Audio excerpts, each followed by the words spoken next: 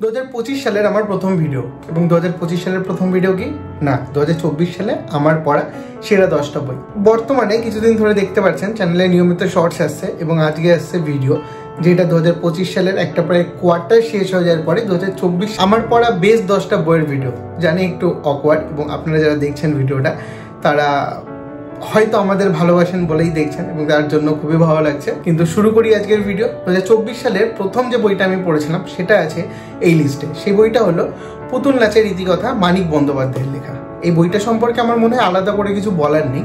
যারা বাংলা সাহিত্য নিয়ে পড়েন বা বাংলা সাহিত্যের যারা ভালো ভালো লেখা পড়েছেন তারা সবাই এই বইটার ব্যাপারে অবগত এবং সবাই জানেন এই বইটা কতটা ভালো। এবং যারা পড়েননি তারাও কখনো না কখনো এই বইটার নাম শুনেছেন, কোনো জায়গায় রেফারেন্স পেয়েছেন। এবং হ্যাঁ, যারা বই পড়ে এবং যারা আগের থেকে পড়ছে, এই বইটা পড়ে ফেলেছে, তাদের সাজেশনের লিস্টে এই বইটা থাকবেই।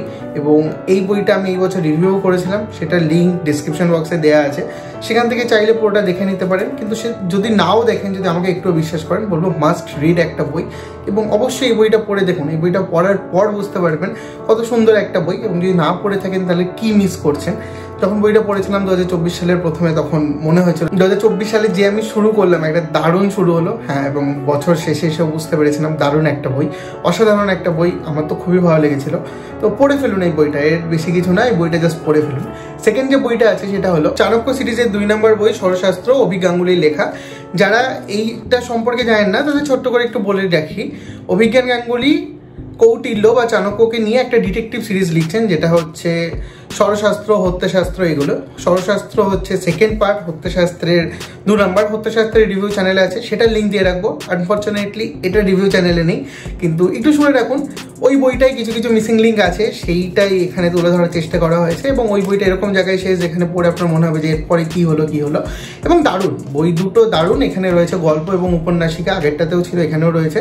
পড়ার পর আপনি বুঝতে পারবেন দারুণ একটা জিনিস, কারণ এখানে কৌটিল্য বা চাণক্য যেভাবে এক একটা পদ্ধতিতে ডিটেকটিভ গল্পগুলো সলভ করছেন, বা তিনি নিজে ডিটেকটিভ এবং তিনি যেভাবে এগুলোকে সলভ করেছেন একে একে, সেগুলো দারুণ। এবং এই বইটা স্পেশালি আমার খুব ভালো লেগেছিল আগের বছর, তো সেই কারণে আমার লিস্টে আছে।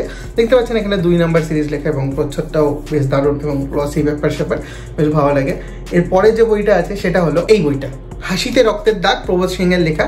এবং এই বইটারও ডিটেল রিভিউ চ্যানেলে আছে, চাইলে সেখান থেকে দেখে নিতে পারেন। এই বইটা পড়ার সময় মনে হয়েছিল যে কিছু কিছু বই হয়তো আমরা জানিই না যে এত ভালো বই এক্সিস্ট করে। এই বইটা আগের বছর বইমেলা থেকে আমি কিনেছিলাম, 2024 সালের বইমেলা থেকে, এবং তারপর অনেক বছরের শেষের দিকে এসে পড়েছিলাম। পড়ার পর বুঝতে পেরেছিলাম কি দারুণ একটা বই। এবং এই বইটা আমি মিস করে গেছি। এবং ডিটেকটিভ গল্প বা ডিটেকটিভ উপন্যাস আমি এত পছন্দ করি, তারপরে এই বইটা কী করে মিস করে গেছিলাম। এবং হঠাৎ করেই যখন কোথাও থেকে, জানি না বইটা সম্পর্কে শুনিনি, কিন্তু একজন সাজেস্ট করলো, বইটা পড়ে দেখলাম এবং তারপর অসাধারণ লাগলো। তখন যে মজাটা পেয়েছিলাম সেটা দারুণ ছিল এবং আমার মনে হয়েছিল একদম দারুণ একটা উপন্যাস, এখনও মনে হয়। তো যারা পড়েননি, যারা পড়তে চান ডিটেকটিভ বই, তাদেরকে আমি হাইলি সাজেস্ট করবো এই বইটা পড়ার জন্য। আমি মাত্র 35 টাকা দিয়ে কিনেছিলাম বইটা, সাহিত্যলোক থেকে প্রকাশিত হতো। যদি পুরনো বই পেয়ে যান তো এখনও ওই দামেই আছে, কিনে নিতে পারেন। এবং যারা পুরনো বই পাবেন না বলে মনে করছেন তারা অবশ্যই বুক ফার্মে চলে যান। বুক ফার্মে বইটাকে নতুন আকারে নতুনভাবে বের করছে, তো মাস্ট রিড একটা বই। আমার 2024 সালে পড়া অন্যতম ভালো একটা বই ছিল এবং দারুণ বই, দারুণ ডিটেকটিভ বই। এই বইটা পড়ার পর বেশ ভালোই মজা পেয়েছিলাম। এরপরে যে বইটা আছে সেটি হলো সাতোশি ইয়াগিসাওয়ার লেখা ডেজ একদম মোরিজাকি বুকশপ। এই বইটা সম্পর্কে আমি কখনো আলোচনা করিনি, কিন্তু এই বইটা আমার লাইভ বা অনেক ভিডিওতে হয়তো আপনারা শুনেছেন। এই বইটা দারুণ একটা বই, মানে আজকে যেগুলো বলছি সেগুলো অবশ্যই সব করে দারুণ একটা বই। তার মধ্যে এই বইটা দারুণ, খুব লাইট ওয়েটের বই। লাইট ওয়েট মানে ওজনের কথা বলছি না, বইটা পড়ার সময় যে ফিলটা হবে সেটা, কিন্তু বইটা পড়ার সময় আপনি যে ফিল করবেন সেটা অসাধারণ একটা ফিলিং। এখানে দেখানো হয় যে মরিজাকিতে একটা বইয়ের দোকান আছে, যেটা যে এখানে প্রোটাগনিস্ট যিনি বইটা লিখছেন বা ফার্স্ট পার্সনে যিনি বলছেন, তার মামার দোকান। এবং সেখানে গিয়ে সে কিছু সময় কাটায়, সেখানকার বৃত্তান্ত, তার লাইফ, তার কিভাবে চলছে জীবনে এবং কেন সে সেখানে গেল সেটাও খুব ইন্টারেস্টিং।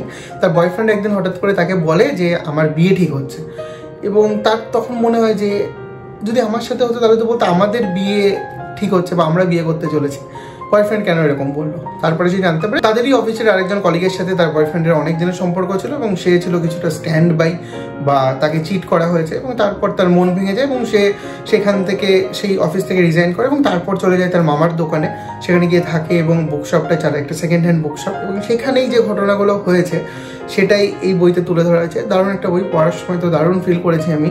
এবং এই বইটা এমন একটা বই যেটা আপনি উঠে পড়তে পারবেন না, এবং আমার মতো যারা ইংলিশে ভয় পান, যাদের মনে হয় যে ইংলিশ হয়তো পড়তে পারবেন না, আমি যখন পড়তে পেরেছি আপনারাও পড়তে পারেন। মাস্ট ট্রাই, পড়ে দেখুন, সমস্যা হবে না। খুব সহজ, ট্রান্সলেশনটা খুব ভালো। এরিক ওজাবার ট্রান্সলেট করেছেন এবং আমাদের মতো লোকজনের কথা ভেবে হয়তো ট্রান্সলেট করেছেন। যারা ইংলিশে কিছুই পারে না তারা হয়তো বুঝতে পারবে।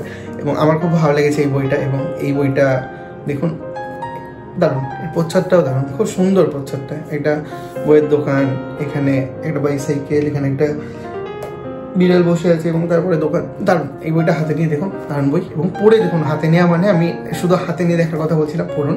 এরপরে যে বইটা আছে সেটা হলো ইন্দ্রজিৎ সান্যালের লেখা স্নেহজাল। আমার পড়া মেডিকেল থ্রিলারের মধ্যে অন্যতম একটা সেরা বই, গত বছর পড়েছিলাম এবং দারুণ একটা বই। এবং মেডিকেল থ্রিলার আমি খুব কম পড়েছি, তার মধ্যে এটা যখন পড়েছিলাম খুব দুর্দান্ত লেগেছিল। আনফর্চুনেটলি এটার রিভিউ আমি চ্যানেলে আনতে পারিনি এবং হয়তো আর কখনো আনাও হবে না, কিন্তু যারা এই ভিডিওটা দেখছেন তাদেরকে বলবো, এবং মেডিকেল থ্রিলার যারা পড়তে পছন্দ করেন বা থ্রিলারও যাদের পছন্দের, তাদের অবশ্যই এই বইটা আমি পড়ার জন্য বলবো। এখানে একটা সম্পর্ক মানে ব্লাড রিলেশনের কথা বলা হচ্ছে, এবং সেখান থেকে যে একটা থ্রিলার ব্যাপার স্যাপার, খুন এবং সেটাকে কীভাবে সলভ করা হচ্ছে সেই ব্যাপারটাই দারুণ। কলকাতার পরিপ্রেক্ষিতে লেখা এবং হ্যাঁ, বেশ ভালো। ইন্দ্রজিৎ সান্যালের লেখা আমি আগে কখনো পড়িনি, এটাই হয়তো প্রথম পড়েছিলাম, কিন্তু আমার বেশ দারুণ লেগেছে। এবং এরপরে ওনার মেডিকেল থ্রিলারগুলো পড়বো, কারণ আমি শুনেছি লেখক এই জনরাটায় বেশ ভালো লেখেন। তো আমার উইশ লিস্টে আছে 2025 সালে যে এই লেখকের মেডিকেল থ্রিলারের বইগুলো পড়বো। তো আপনারা পড়ে দেখতে পারেন স্নেহজাল এই বইটা।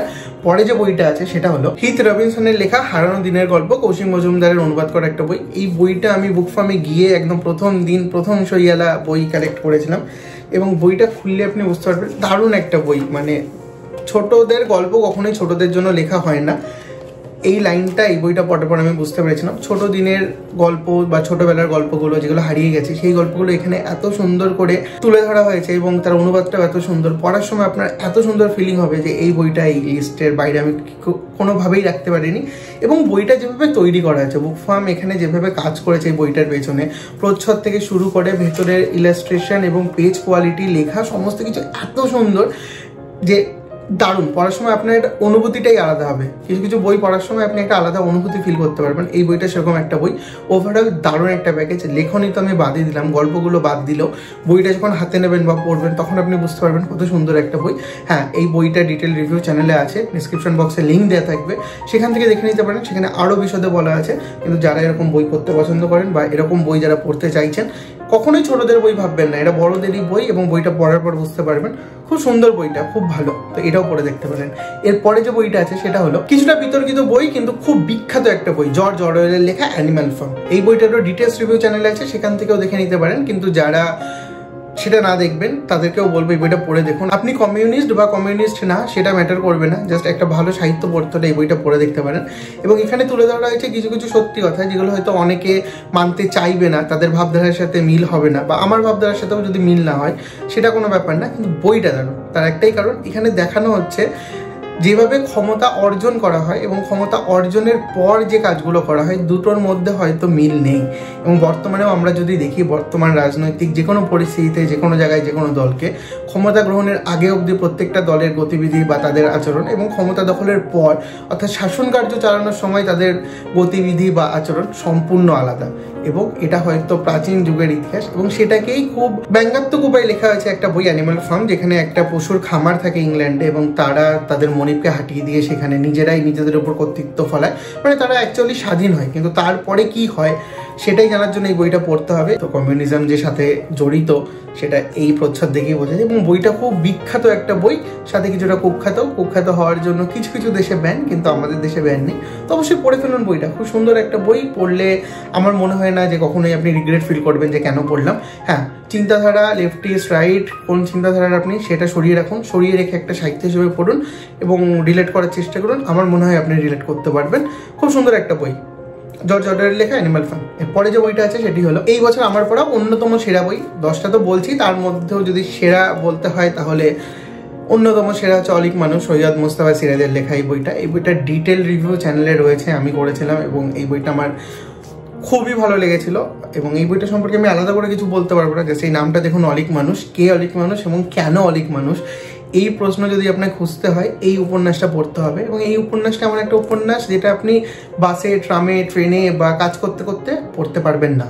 তার কারণ এটা আপনার অ্যাটেনশন চাইবে। এখানে এমন কিছু কিছু রয়েছে যখন আপনি নিজে পড়তে গিয়ে বুঝতে পারবেন না যে কার কথা বলা হচ্ছে। একটু অ্যাটেনশন না নিয়ে যদি এই উপন্যাসটা পড়তে চান সেটা একটু ভুল হবে, কারণ তাহলে হয়তো আপনি অনেক কিছু মিস করে যেতে পারেন। এবং এই উপন্যাসটাকে পুরোপুরিভাবে বুঝতে হলে, ভালোভাবে বুঝতে হলে উপন্যাসটা একটু টাইম নিয়ে পড়ুন। কিন্তু পড়ার পর আপনি বুঝতে পারবেন যে এটা ওয়ার্থ রিডিং। প্রথম লাইনে এরকম বলা আছে যে বদরুজ্জামান নিজের ফাঁসির হুকুম শোনার পর স্মৃতিতে ফিরে গেলেন অনেক পেছনে। সেখান থেকেই গল্পটা শুরু হচ্ছে, সেখান থেকে উপন্যাসটা শুরু হবে। এবং তারপরে তার ছোটবেলা, তার বাবা, তার ভাই এবং তার কিশোর বয়সের প্রেম থেকে শুরু করে তার জীবন সমস্ত কিছুই চলবে এখানে। দারুণ একটা বই, মানে অসাধারণ একটা বই, ক্লাসিক বই, আলাদা করে কিছু বলার নেই। যারা পড়েছেন তারা জানেন, যারা পড়েননি অবশ্যই 2024 যদি মিস হয়, এতদিন মিস হয়, 25 বইটা পড়ে ফেলুন। এবং আমি বলছি বইটা অবশ্যই আপনাদের ভালো লাগবে। যদি না লাগে অবশ্যই কমেন্ট করে জানাবেন, অবশ্যই বলতে পারেন, কিন্তু ভালো লাগলেও কমেন্ট করে জানাবেন। আপনারা যারা বই পড়েছেন 2024 সালে বা অনেক বই পড়েন, আপনাদের সেরা 10টা বই কোনটা কমেন্ট করে অবশ্যই জানাবেন। আর যদি লিস্টে 10টাও না থাকে, অ্যাটলিস্ট যে কটা ভালো লেগেছে, 5টা, 6টা, 7টা, সেগুলো কমেন্ট করে আমাদের জানান। দেখি আমার লিস্টের সাথে আপনার লিস্টের কোনো মিল আছে কিনা। এরপরে যে বইটা আছে সেটি হলো ওই আগের বইটার মতো বলতে হয় যে আমার পড়া অন্যতম সেরা একটা বইয়ের মধ্যে এই বইটাও রয়েছে এবছর, টমাস ম্যাচেলের দিনলিপি। এটা টমাস ম্যাচেলের লেখা এবং অনুবাদ করেছেন পার্থ সারথী ভৌমিক। কিন্তু এই বইটা এতটা সুন্দর, এই বইটা সম্পর্কে আলাদা করে আমি বলতে চাই এবং একটা ভিডিও আনবো। কারণ এই বইটা হয়তো আমার এরকম বলা ঠিক না যে রিভিউ আসেনি, আসবে না। এবং এই বইটা আমি শেষ করতে পারিনি, এই কারণে হচ্ছে আমি এখনো রিভিউ আনিনি। শেষ করতে পারিনি কেন, তাহলে এই লিস্টে কেন? কারণ এই বইটা আমি শেষ করতে চাই না। আমার মনে হয় যদি শেষ হয়ে গেল তাহলে তো হয়েই গেল শেষ, আমি আর কি পড়বো। এত সুন্দর একটা, ভারতীয়রা ইংরেজদের ঘৃণা করবে এটাই স্বাভাবিক ব্যাপার, কিন্তু একটা ইংরেজ যিনি ডায়েরি লিখে গেছেন, নীল করছিলেন, নীল চাষ করতেন, যেটার জন্য ইংরেজরা কুখ্যাত ছিল, ভারতীয়দের উপর কত অত্যাচার, তারপরেও তার লেখা ডায়েরি পড়ে আমি এতটা মুগ্ধ। আমি আমার লিস্টের মধ্যে রাখছি এই বইটাকে এবং বলছি আপনারা পড়ে দেখুন। বইটার মধ্যে কিছু না অনেক কিছু আছে যেটা আমাকে বাধ্য করছে আজকে এই লিস্টে এই বইটাকে রাখার জন্য। এবং এই বইটা পড়ার সময় যে অনুভূতিটা হয়, যে ফিলিংটা হয়, জাস্ট অসাধারণ। আপনার মনে হবে যে কি করে এরকম গ্রাম বাংলায় এরকম তো আমি দেখিনি। এই বাংলার সাথে তো পরিচয় আমাকে টমাস ম্যাচেল না থাকলে কেউ করাতে পারতো না। টমাস ম্যাচেল ছিলেন বলে এই পরিচয়টা আমার হচ্ছে। এখানে প্রাচীন বাংলার, অর্থাৎ তৎকালীন বাংলার যে পরিস্থিতি তুলে ধরছে, যেভাবে তিনি ডায়েরিটা লিখেছেন, দিনলিপি লিখেছেন, সেটা দেখে আমার মনে হয় যে হ্যাঁ, আমার কিছু শেখা উচিত। আপনারা যারা বই পড়বো বলে নিয়মিত দর্শক জানেন, জাগরুক জার্নাল বলে একটা কোম্পানি আমাকে প্রত্যেক বছর জার্নাল পাঠায় এবং আমি লেখার চেষ্টা করি। লজ্জা লেগেছিল এই বইটা পড়ার পরে যে দিনলিপি ওরকম হওয়া উচিত, আর আমি কিরকম দিনলিপি লিখি। মানে হ্যাঁ, বুঝতেই পারছেন, অনেক মানে করছি, অনেক বলছি। দারুণ অসাধারণ একটা বই, পড়ে দেখুন, জাস্ট পড়ে দেখুন, এর বাইরে আর কিচ্ছু না। এই বইটা অবশ্যই পড়ে দেখতে হবে। আনন্দ থেকে অনুবাদ করা হয় বইটা। এবং এই বইটার একটা দুঃখের ব্যাপার হলো, টমাস ম্যাচেল লেখার সময় ভেবেছিলেন যে তিনি যেখানে বড় হয়েছেন বা তার শহরে এই বইটা হয়তো, তার শহরে তার লেখা হয়তো দিনলিপিগুলো কেউ পড়বে যখন এটা বই আকারে বেরোবে। কিন্তু তিনি জানতেও পারলেন না তিনি যে অঞ্চলের উপর লিখে গেছিলেন সেই বাংলায় অনুবাদ হয়ে এই বইটা প্রথম প্রকাশিত হলো এবং সেই বাঙালিরা পড়ছে। কি আইরনি ব্যাপার না? জাস্ট ভাবুন, টমাস ম্যাচেলের দিনলিপি, টমাস ম্যাচেলের লেখা। এই বইটা আমার লিস্টের 9ম বই। এবং এই লিস্টের শেষ যে বইটা আছে, বইটা ফিজিক্যাল বইটা আমার কাছে নেই, আমি খুঁজে পাইনি ভিডিওটা করার আগে, কিন্তু সেটা হচ্ছে পাউডার কৌটোর টেলিস্কোপ, স্বপ্নময় চক্রবর্তীর লেখা এই বইটা। এই বইটার ডিটেল রিভিউ চ্যানেলে আছে, তো সেখানে দেখে নিতে পারেন। এই বইটা পড়েও আমার দারুণ লেগেছিল। এটা দারুণ একটা বই, একটা স্বপ্ন নিয়ে বই। এবং পাউডার কৌটোর টেলিস্কোপ নামটাই দেখুন, বুঝতে পারবেন যে একটা পাউডারের কৌটো, সেখান থেকে টেলিস্কোপ, বা এই নামকরণের সার্থকতা কি বইটা পড়ার পর বুঝতে পারবেন। এটাও দারুণ লাগার একটা বই এবং এই বইটা পড়েও আমার খুব খুব খুব ভালো লেগেছিল। তো আশা করি এই লিস্টটা যারা দেখলেন এতক্ষণ ধরে, আপনারা অনেক ধৈর্য নিয়ে এতগুলো বই দেখলেন, এতক্ষণের ভিডিও। এবং হ্যাঁ, অনেকটা পরে করলাম, তার জন্য আবার দুঃখিত। 2025 সালের একটা কোয়ার্টার প্রায় শেষ, এখন 2024 সালের আমি সেরা 10 বই আছি। কিন্তু হ্যাঁ, আনার চেষ্টা করছি আবার নতুন করে ভিডিও, এবং নতুন করে ভিডিও আসবে।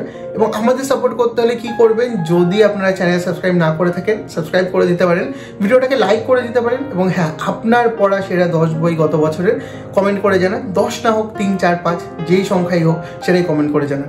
আজকের মতো এইটুখানে, কি দেখা হবে পরের দিন পরের কোনো ভিডিওতে। ততক্ষণ ভালো থাকবেন, বই পড়বেন।